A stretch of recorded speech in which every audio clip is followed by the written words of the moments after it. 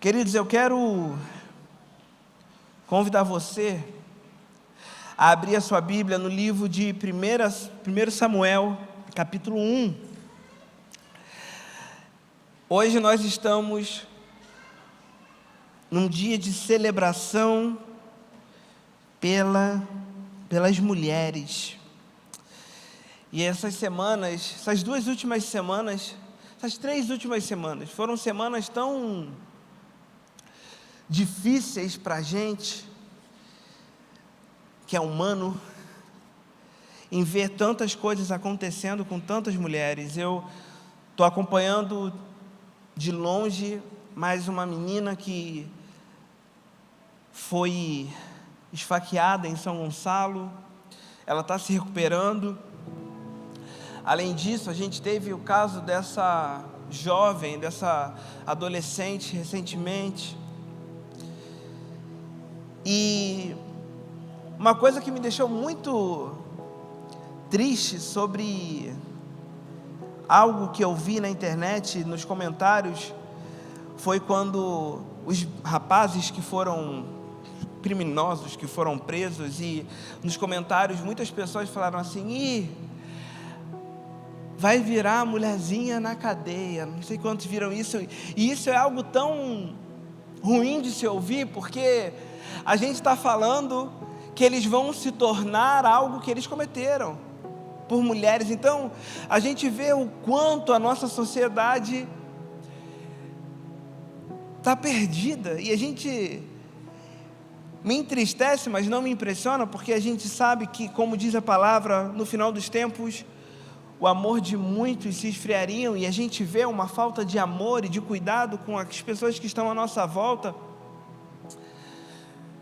E nós precisamos de fato ser cuidadosos e ser o sal dessa terra, e ser luz do mundo, que a gente possa fazer a diferença, que a gente possa levar o Evangelho, porque a gente não sabe o que cada pessoa vive dentro da sua realidade. Então a gente precisa ser muito cuidadoso. Então, nesse dia, e eu quero orar, o Pablo já orou, mas eu queria fazer uma nova oração por esse dia, pelas mulheres, para que haja de fato uma liberdade e tranquilidade. Eu, enquanto pai, filho, marido, não gostaria de ter as preocupações que a gente tem, né? E agora, vindo ainda uma menina, sendo pai de menina, as preocupações, elas se intensificam, e não é o tipo de preocupação que nenhum pai gostaria de ter. Mas não é sobre isso também, é sobre nós honrarmos e celebrarmos a vida de cada mulher. Então quero convidar as mulheres a se colocarem de pé agora, para nós orarmos pela vida de vocês. Amém? Senhor Jesus, nós queremos nessa manhã colocar diante de Ti cada mulher da nossa igreja. Não são as mulheres da nossa igreja, mas todas as mulheres. Nesse dia que é um dia em que nós celebramos a vida da mulher, que de fato elas possam ter uma vida a ser celebrada. Mas nós sabemos que a vida a ser celebrada não tem a ver com aquilo que temos na terra, tem a ver com aquilo que temos com o Senhor. Então que o Senhor possa guardar cada mulher, que o Senhor possa revesti-las, que o Senhor possa guiá-las, conduzi-las, que elas sejam profundamente guardadas pelo Senhor, e que os sonhos delas venham a se realizar em Ti, em nome de Jesus, amém. Feliz Dia das Mulheres. No final do culto, pode aplaudir, né, a vida de vocês. No final do culto, nós temos uma lembrancinha para vocês. Então não vai embora sem pegar a sua lembrança. Amém? Não vai embora não, é um presentinho simples, mas feito com muito carinho. Eu quero, como eu disse, convidar você a abrir a sua Bíblia no livro de 1 Samuel, capítulo 1, a partir do verso 1. E nós vamos ler todo o capítulo. Nós vamos falar ao longo de todo o mês de março e também no mês de abril a respeito de oração. Na última semana nós falamos sobre a oração que muda tudo, e eu falei a respeito do quão poderoso é quando nós temos uma vida de oração. E essa semana nós vamos continuar falando sobre oração. E o tema da mensagem de hoje é: o tempo de gerar começa na oração. E eu fiquei pensando e meditando sobre o que falar, qual texto usar, aquilo que o Senhor desejava que eu trouxesse para a igreja, e sempre me via à cabeça o texto de Ana, uma mulher que gerou Samuel a partir da oração. Então, vamos ler a história dessa mulher. Quantos acharam aí o livro de 1 Samuel capítulo 1? Diga amém. E quantos estão com a sua Bíblia de papel também? Amém? Vamos sempre trazer a nossa Bíblia de papel. Aquele que ainda não tem a sua Bíblia de papel, você pode comprar aqui na nossa livraria, na nossa lojinha, uma Bíblia de papel. Nós vamos ler a palavra de Deus. Diz o seguinte: houve um homem de Ramataim, Zofim, da região montanhosa de Efraim, cujo nome era Eucana, filho de Jeroão, filho de Eliú, filho de Tou, filho de Zufi, efraimita. Eucana tinha duas mulheres. Uma se chamava Ana e outra se chamava Penina. Penina tinha filhos, Ana, porém, não tinha. Todos os anos, esse homem ia da sua cidade para adorar e sacrificar ao Senhor dos Exércitos, em Siló, onde Ofni e Finéias, os dois filhos de Eli, eram sacerdotes do Senhor. No dia em que Eucana oferecia o seu sacrifício, ele dava porções deste a Penina, sua mulher, e a todos os seus filhos e filhas.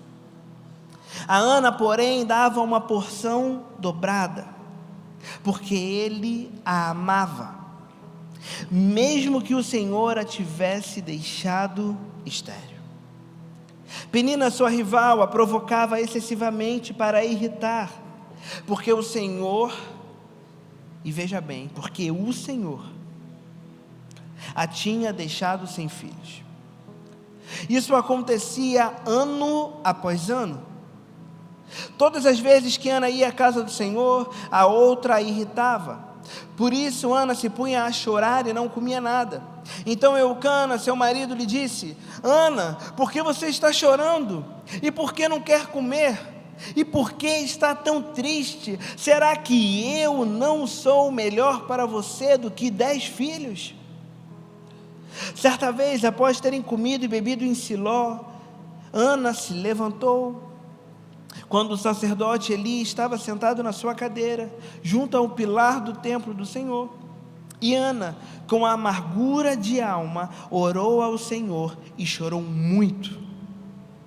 E ela fez um voto dizendo: Senhor dos exércitos, se de fato olhares para a aflição da sua serva, e te lembrares de mim, e não te esqueceres da tua serva, e lhe deres um filho homem, eu o dedicarei ao Senhor por todos os dias da sua vida, e sobre a cabeça dele não passará navalha.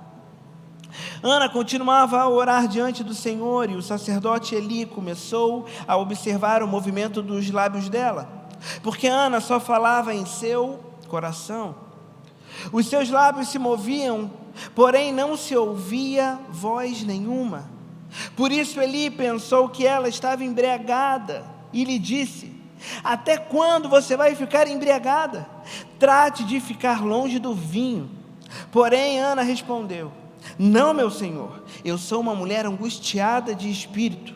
Não bebi vinho nem bebida forte, apenas estava derramando a minha alma diante do Senhor. Não pense que esta sua serva é ímpia. Eu estava orando assim até agora, porque é grande a minha ansiedade e a minha aflição. Então Eli disse: vá em paz, e que o Deus de Israel lhe conceda o que você pediu. Ana respondeu: que eu possa encontrar favor aos seus olhos. Então ela seguiu o seu caminho, comeu alguma coisa, e o seu semblante já não era triste. Versículo 19. Eles se levantaram de madrugada e adoraram diante do Senhor. Depois voltaram para casa em Ramá. Eucana teve relações com Ana, sua mulher, e o Senhor se lembrou dela. Ana ficou grávida, e passado o devido tempo, teve um filho, a quem deu o nome de Samuel, pois dizia: do Senhor o pedi. Eucana, seu marido, foi com toda a sua casa para oferecer ao Senhor sacrifício anual e cumprir o seu voto. Ana, porém, não foi. Ela disse a seu marido: quando o menino for desmamado, eu o levarei para ser apresentado ao Senhor, e para lá ficar para sempre. Eucana, seu marido, respondeu: faça o que achar melhor, fique aqui até desmamá-lo, e que o Senhor confirme a promessa que você fez. Assim Ana ficou em casa e amamentou o filho até que o desmamou. Depois de o ter desmamado, ela o levou consigo com um novilho de 3 anos, uma medida de farinha e um odre de vinho, e o apresentou à casa do Senhor, em Siló. O menino ainda era muito pequeno. Depois de terem sacrificado o novilho, levaram o menino a Eli, e Ana disse: ah, meu senhor, tão certo como você vive, eu sou aquela mulher que esteve aqui ao seu lado, orando ao Senhor. Era por esse menino que eu orava, e o Senhor me concedeu o pedido que eu fiz. Por isso também o entrego ao Senhor. Por todos os dias que viver, será dedicado ao Senhor. E ali eles adoraram o Senhor. Senhor Jesus, obrigado pela tua palavra. Obrigado pela tua presença nesse lugar.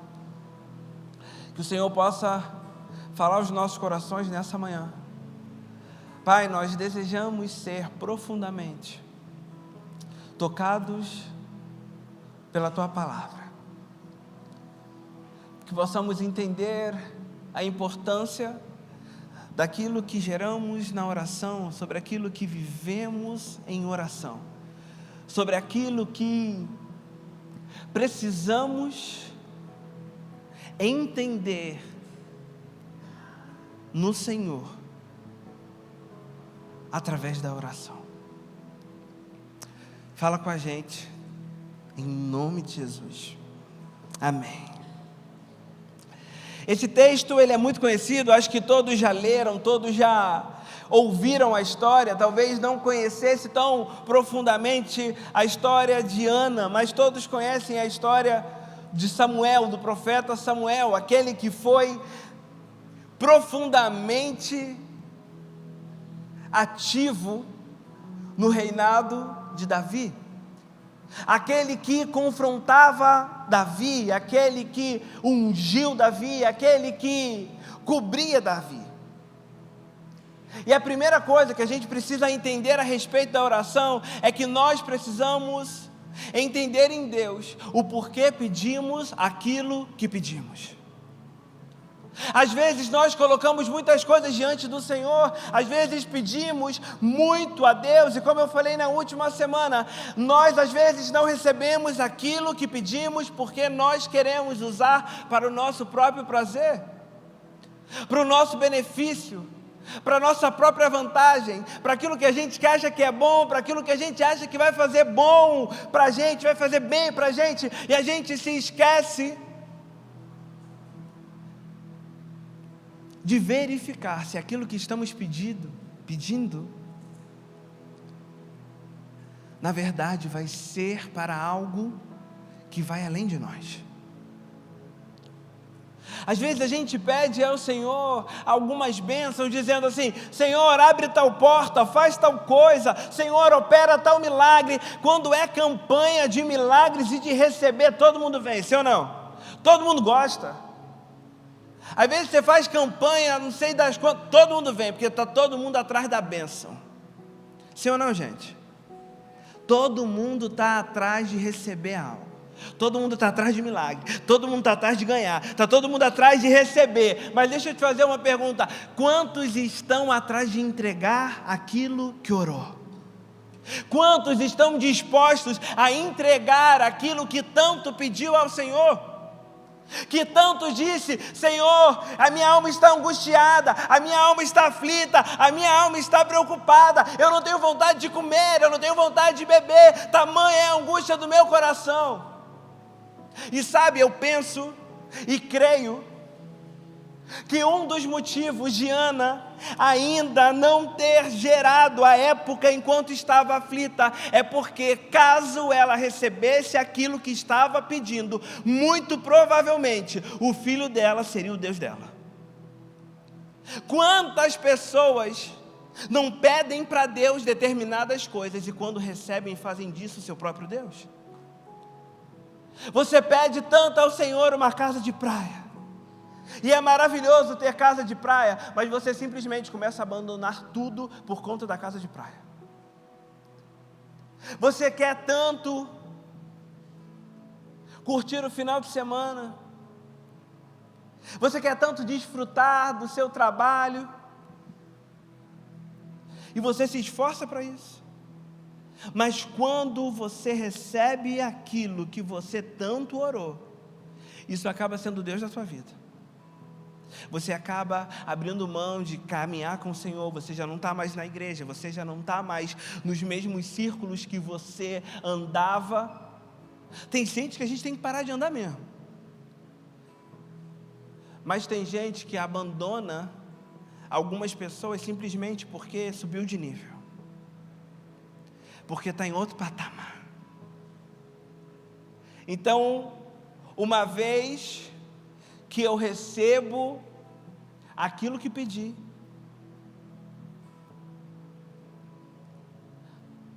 o que eu recebi se torna o principal da minha vida.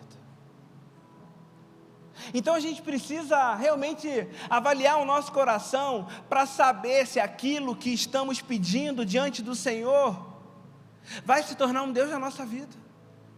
Às vezes você pede uma porta de emprego: Senhor, abre aquela porta, e você faz campanha, você ora, você faz tudo. Quando você consegue aquele emprego, você sai de tudo.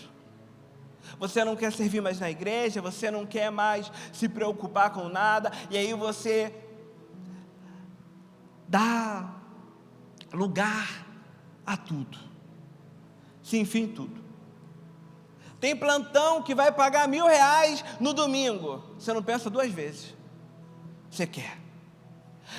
Tem que trabalhar, não sei o quê, mas não é obrigatório, quem se voluntaria? Vou lá. E a gente, quando para ver, eu não estou falando só dentro da igreja não, porque tem muita gente que está fazendo do trabalho seu Deus e está esquecendo da sua família, está se preocupando demais para construir algo e está esquecendo de construir um relacionamento com a própria família. Aí sabe quando às vezes acontece isso? A herança que tanto você batalhou para deixar, seus filhos estão querendo que você morra para poder desfrutar daquilo que você conquistou. São poucos os casos não, tá?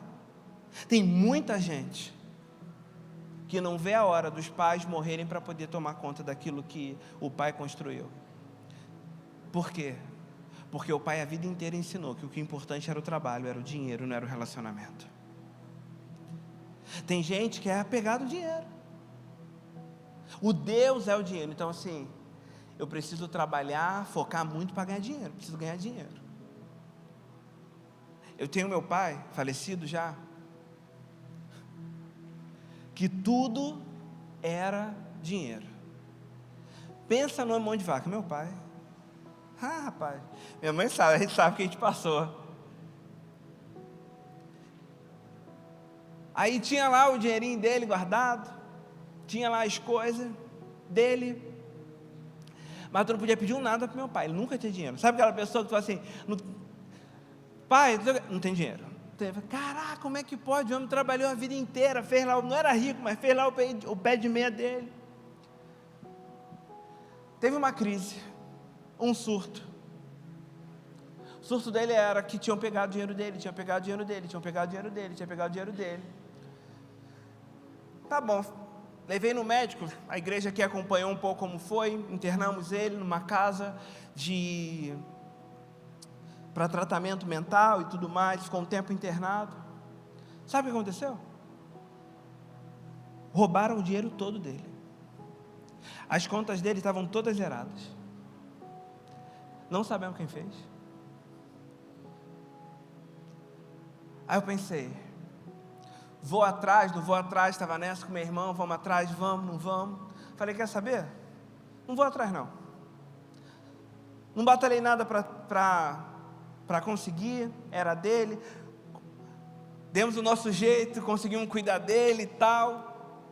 Enterramos ele até quando ele estava doente, a gente tinha colocado ele numa casa de repouso. Aí brinquei para ele e falei assim, pai, ficou na mão de vaca a vida inteira, não dava nada para a gente, agora só, tu tá me dando trabalhão, hein? Tô te botando numa casa boa, tô cuidando de você e tal, não sei o quê. Aí ele, né, filho é para isso. Aí eu falei, sem vergonha.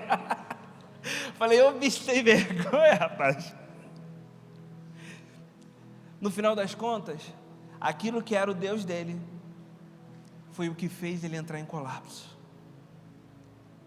Vale a pena a gente colocar as coisas desse mundo como o Deus da nossa vida?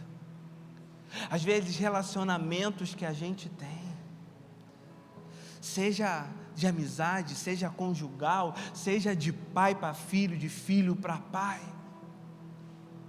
a gente às vezes coloca nos relacionamentos um peso que não deveria carregar. Tem gente que quando termina às vezes um namoro, quer se matar. Não, porque minha vida não fez sentido. Ei, sai fora. Que isso? Essa pessoa não é o Deus da sua vida, não. O seu filho não pode ser o Deus da sua vida, não. Nós precisamos ter um único Deus, aquele que não nos decepciona. Então, às vezes a gente precisa entender, se não recebemos aquilo que estamos orando, às vezes é tratamento e cuidado de Deus, para que aquilo que a gente está orando não seja um Deus na nossa vida. E preciso te falar outra coisa, às vezes quando nós estamos orando, estamos nos preparando, estamos gerando em oração algo, porque eu creio que determinadas coisas que Deus coloca no nosso coração, Ele vai fazer. Às vezes não é o tempo de acontecer, amém? Às vezes Deus está tratando o seu coração ainda. Às vezes Deus está moldando o seu caráter, Deus está alinhando o seu coração, está alinhando a sua mentalidade. Ele está preparando você para receber aquilo que Ele tem para você. Mas quando você está nesse processo de espera, quando você está nesse processo de aguardar, podem levantar pessoas que vão colocar em dúvida, tentar colocar em dúvida aquilo que Deus deseja fazer. Porque, vamos lá, o texto disse, e eu chamei a atenção para isso, foi que Deus, o texto está dizendo, o Senhor a tinha feito estéril. Então você concorda comigo que não era demônio, amém? Não era maldição hereditária, amém? Não era medicina, amém? Não era falta de tentativa, amém? Amém, gente? Todo mundo entendeu que foi o Senhor que tinha deixado ela estéril. Não era nada que ela pudesse fazer se não entregar. Porque vocês viram que quando ela disse que entregaria ao Senhor, começou a mudar. Então tem coisas que não é manifestação demoníaca, tem coisas que não é batalha espiritual, tem coisas que não vai ser falta de tentar, é porque o tempo ainda não chegou. E aí às vezes a gente fica tão preocupado com aquilo que poderia ser, a gente começa a até se tornar um pouco místico naquilo que a gente está vivendo e está fazendo, achando que tudo é espiritual. A gente precisa separar o que é espiritual do que é natural, amém? Tem a parte que é espiritual, mas tem a parte também que é natural. Tem a parte que é sobrenatural, que é o tempo que o Senhor deseja fazer e o tempo que o Senhor deseja operar. Então a gente precisa entender, como lá diz em Eclesiastes, que é um tempo devido para todas as coisas. Então, já entendendo que às vezes, se não recebemos aquilo que pedimos, que aquilo não é espiritual, que aquilo não é manifestação demoníaca, que aquilo não é levante do maligno, que aquilo não é falta de tentar, quando a gente entende isso, a gente não dá ouvidos para as pessoas que tentam minar aquilo que estamos gerando em oração. E o texto traz para a gente 3 figuras, e a gente precisa observar 2 coisas. Primeiro, se essas figuras têm feito parte da nossa vida, e segundo, se nós não temos sido essas figuras, que ao invés de incentivar em oração, estão atrapalhando a pessoa a gerar em oração. A primeira é Penina. Penina ali era a arquirrival. Eu fico imaginando, tem umas lembranças que a gente tem da época que não é convertido cristão. Tem aquela novela esqueci o nome, que era da Índia, que aí uma pessoa podia casar com um monte de gente, e aí as mulheres brigavam. Acho que era Caminho das Índias, não era um negócio desse? Porque eram as únicas vezes que a gente conhecia uma cultura diferente, era nessa novela da Globo, né? E aí eu era novo moleque, minha mãe via, e aí tinha lá aquelas brigas, né? E quando eu estava lendo o texto, eu só ficava materializando, lembrando dessa novela, que tinha ali um cara com 2, 3 mulheres, e aí brigava lá, elas dizendo, e chamava outras de não sei o que e tal. Eu fico imaginando a casa de Eucana, com aquelas 2 mulheres brigando, uma falando, eu tenho um filho, não sei o que, e a Ana mexendo, eu não tenho filho, olha o que ela está falando. Devia ser um caos. E Eucana tentava agradar ela, dava porção dobrada, dava tudo. Ele inclusive se achava, dizia assim: ei, eu não sou melhor do que 10 filhos, mulher. Eu sou gostosão da parada. Às vezes acontece, às vezes assim, eu não sou melhor. Às vezes vou começar a usar isso lá em casa, quando minha esposa reclamar de alguma coisa, assim: meu bem, mas não sou eu melhor do que qualquer coisa que você possa querer. Mas voltando para Penina, né? Porque Eucana é a segunda figura, mas Penina era aquela arquirrival, usava a dor da espera para humilhar a Ana. E às vezes você tem tentado gerar algo em oração, e tem pessoas dizendo para você dentro da sua casa, humilhando, dizendo que você não vai conseguir ter aquilo que você tem orado.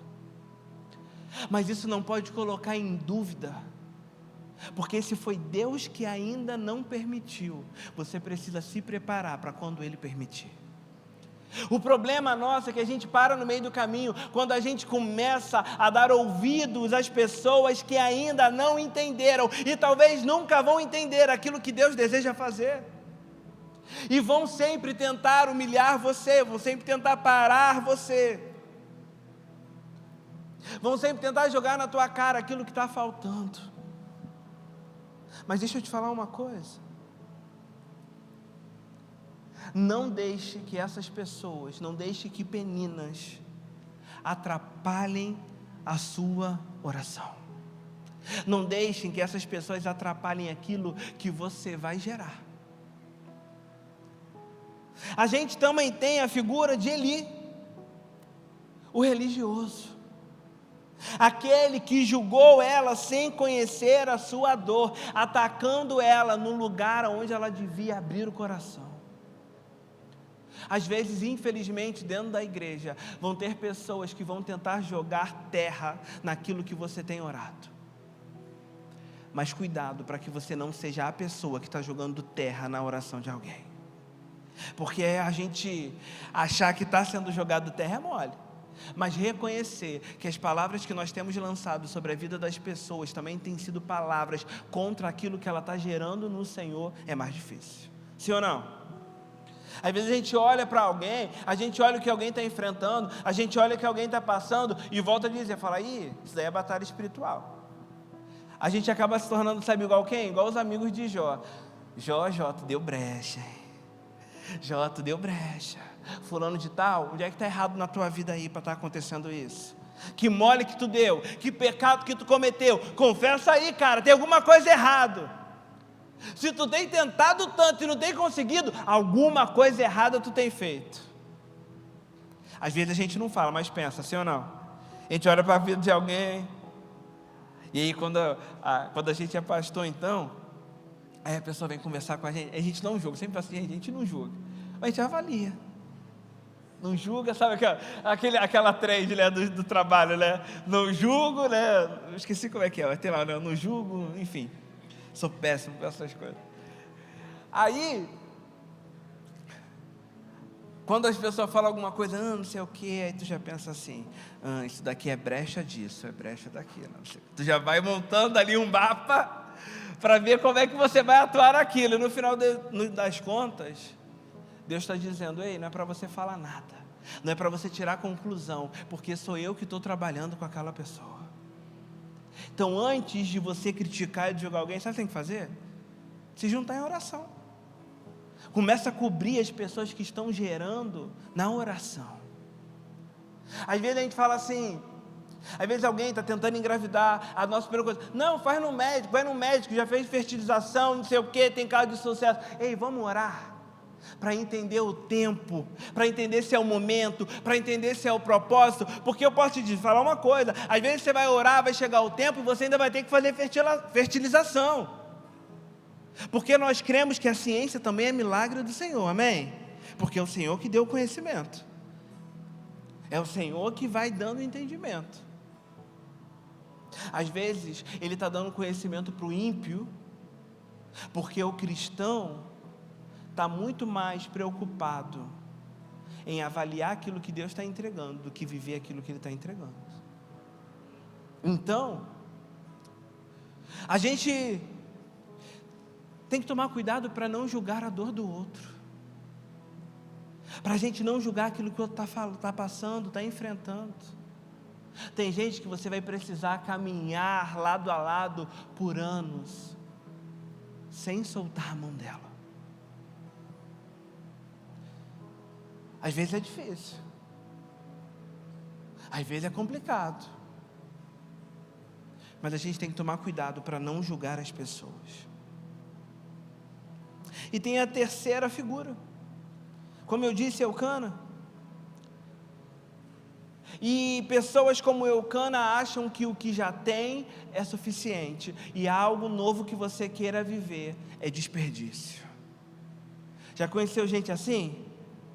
Mas já está bom demais, não é suficiente não está bom não, isso que você tem não basta não. Deixa eu te falar, se Deus plantou no seu coração, persevere, independente se aqueles que te amam ainda não entenderam aquilo que Deus quer fazer. Mas deixa eu te falar isso, mas preciso te dizer sobre isso, que eu não estou querendo colocar briga no seu casamento, amém? Não é espiritual, você, a sua mulher dizer assim,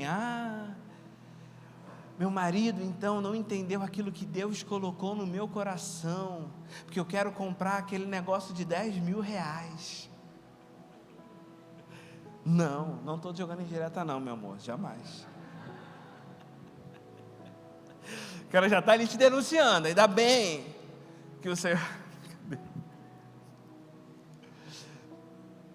O que eu estou querendo dizer é que aquilo que Deus planta no nosso coração, por mais que os que estão dentro da nossa casa não entendam, o Senhor nos sustenta, porque independente de qualquer coisa, Eucana amava a sua esposa e dava a porção dobrada para ela.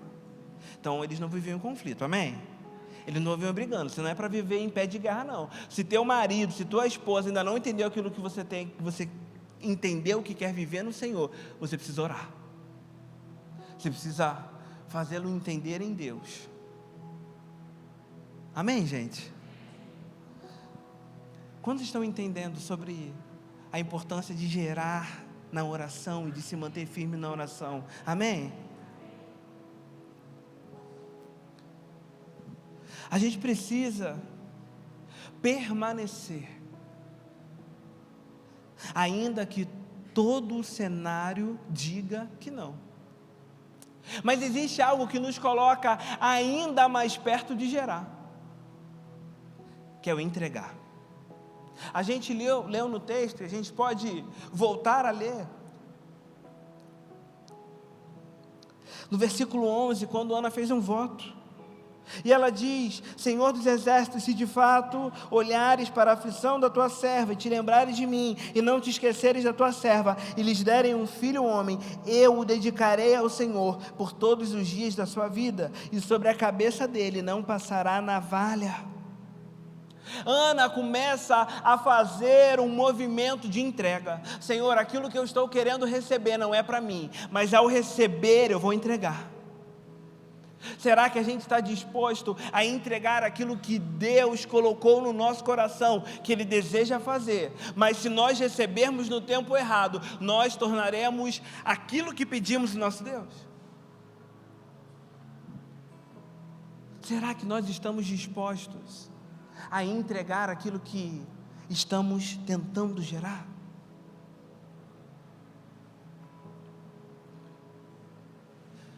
A gente precisa começar a colocar diante de Deus, não só para receber, mas para entregar. Senhor, sabe o trabalho que eu tanto estou pedindo? Eu estou pedindo, mas eu te entrego. Senhor, sabe esse milagre que eu tanto desejo? Eu estou pedindo, mas eu te entrego. Eu estou pedindo, eu estou gerando, eu estou sonhando, eu estou desejando, mas eu entendo que é teu. Será que existem, como eu posso dizer no plural, Samuéis que você precisa entregar a Deus?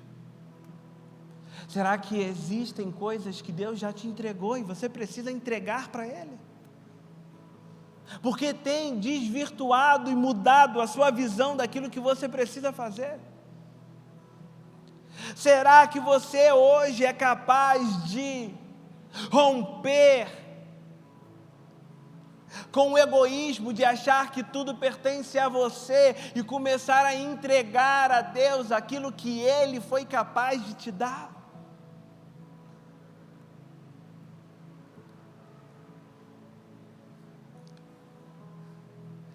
Ana perseverou. Ana perseverou quando tudo estava se caminhando para o impossível.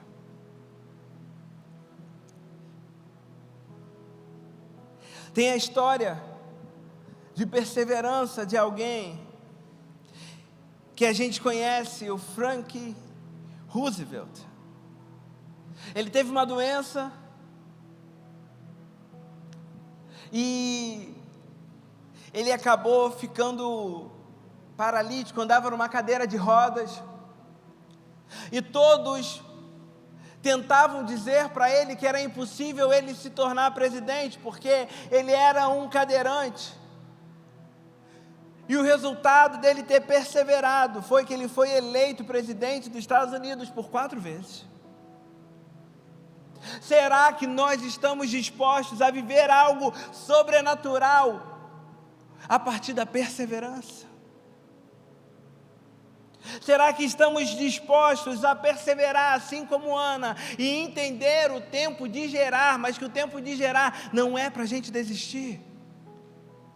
Eu me lembro da história de Daniel, quando o texto vai dizer que desde o primeiro dia o Senhor já havia respondido à oração dele, mas havia uma batalha espiritual em que demoraria ali para ele receber. Você precisa entender que o tempo de gerar às vezes demora. E a gente precisa perseverar. A gente precisa continuar orando, continuar chorando, continuar insistindo, independente daquilo que falam ao nosso redor. Amém? O texto segue dizendo: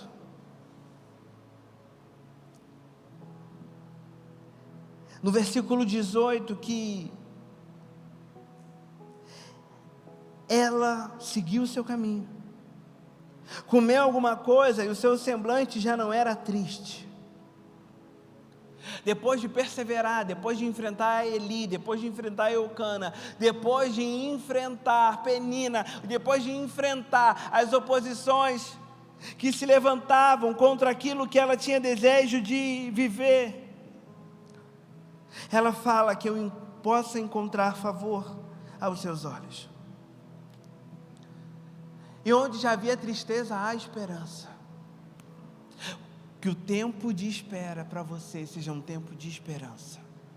Não seja um tempo de desistir, não seja um tempo de parar, mas seja um tempo de ter esperança naquilo que Deus é capaz de fazer. Mas é ter esperança fazendo a sua parte.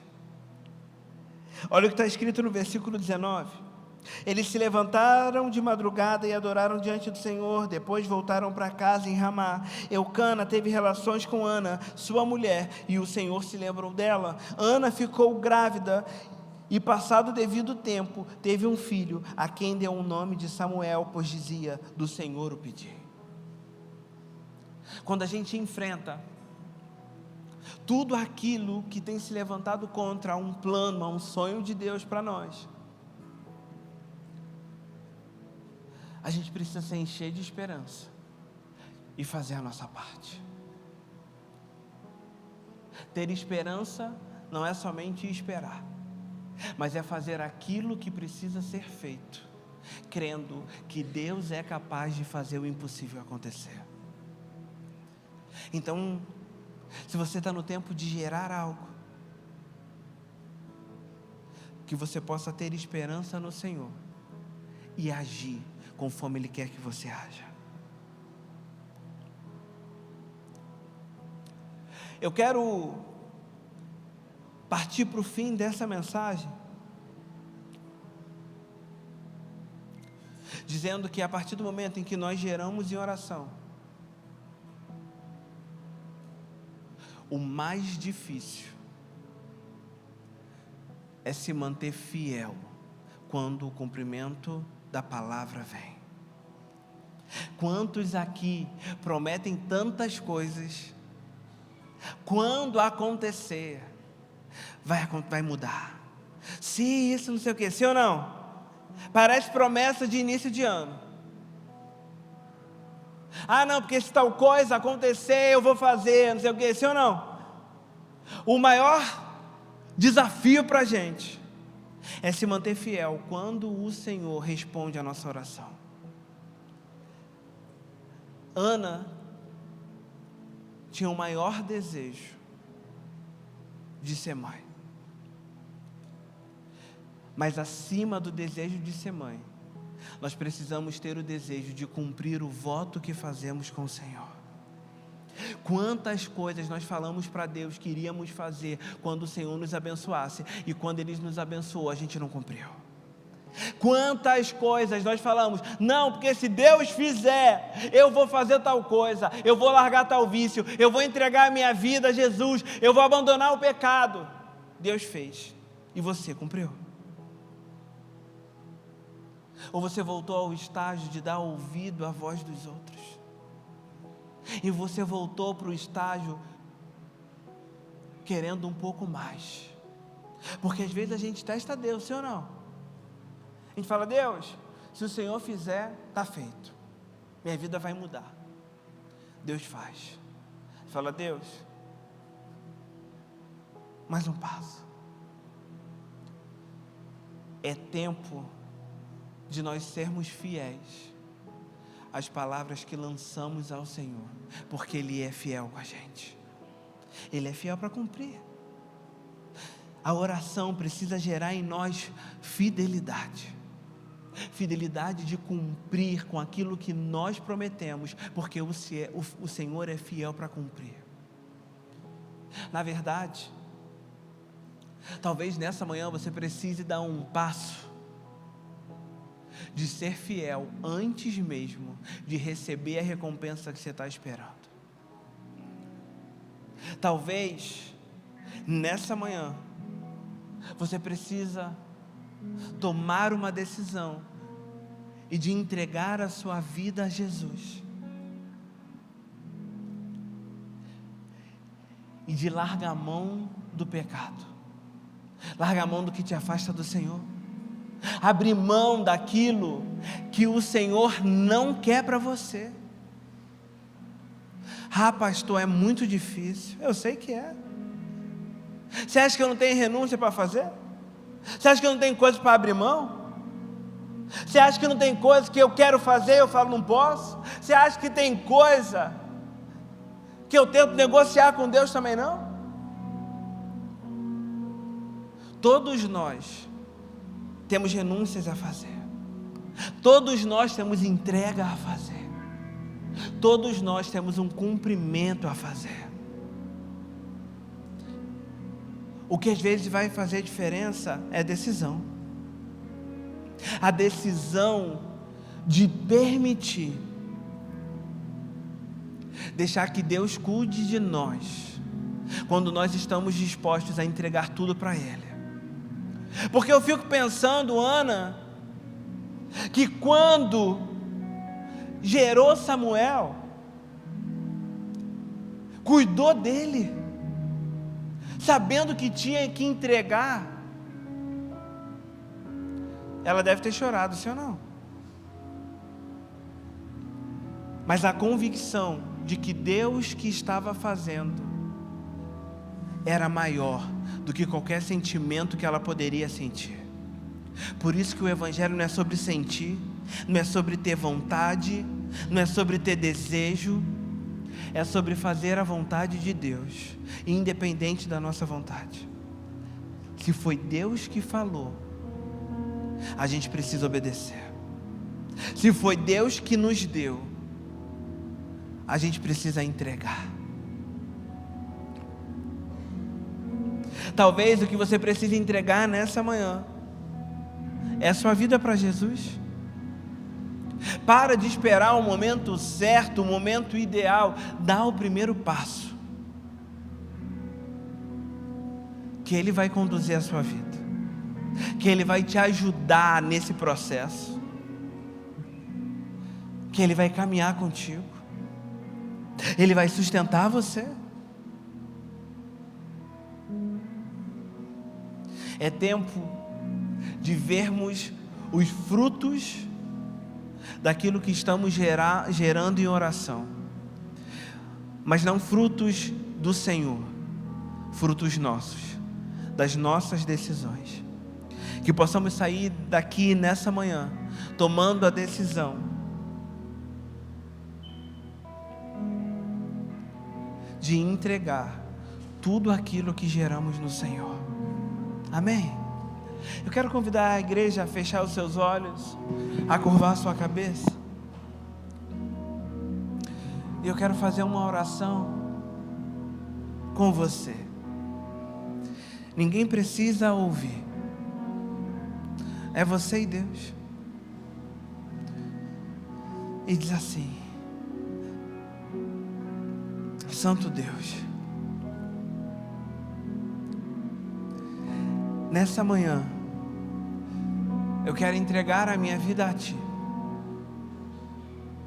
reconhecendo o Senhor como o único e suficiente Salvador da minha vida, como o único e suficiente Salvador da minha história. Eu me entrego por completo a Ti. Eu me arrependo dos meus pecados. Escreve hoje o meu nome no livro da vida.